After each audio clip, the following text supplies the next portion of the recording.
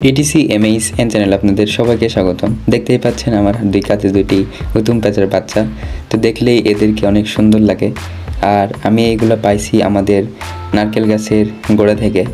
অনেকদিন যাবৎ আমি লক্ষ্য করি যে আমাদের গাছে কি যেন একটি আওয়াজ করছে। তো ভাবিনি যে এরা ছিল ওখানে। আগে ছিল হচ্ছে শালিক পাখি। তো শালিক পাখি ওখানে বাচ্চা তুলতো। তো এরপরে হঠাৎ একদিন দেখি যে হুতুম প্যাঁচার বাচ্চা এখানে নিচে পড়ে আছে। তো আমি ওখান থেকে আমার হাতে তুলে নিই। হুতুম প্যাঁচা মূলত 270 ডিগ্রি দুই পাশে ঘোরাতে পারে ঘাড়।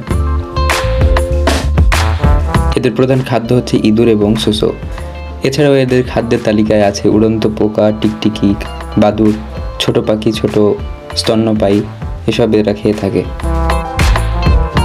এদের শক্ত ঠোঁট দিয়ে কিন্তু এরা খাবার ছিঁড়ে থাকে, শিকারও করে থাকে।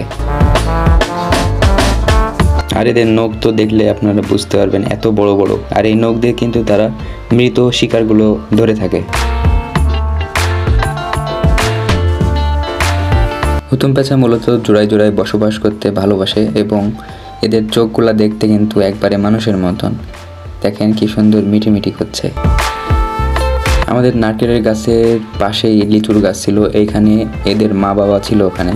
তো আমি প্রথমে আগের দিনে ওইখানে দেখতে পাই এবং পরের দিনে গাছের গোড়াতে এদের দেখতে পাই।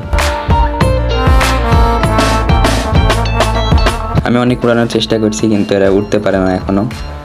তো আমি কি করব, পরে ভাবি যে গাছে রেখে দিই, পরে ওর মা বাবা এসে নিয়ে যাবে ওদেরকে। এদেরকে রেখে যেতে ইচ্ছে করছিল না, তারপরেও এদেরকে রাখতে হবে।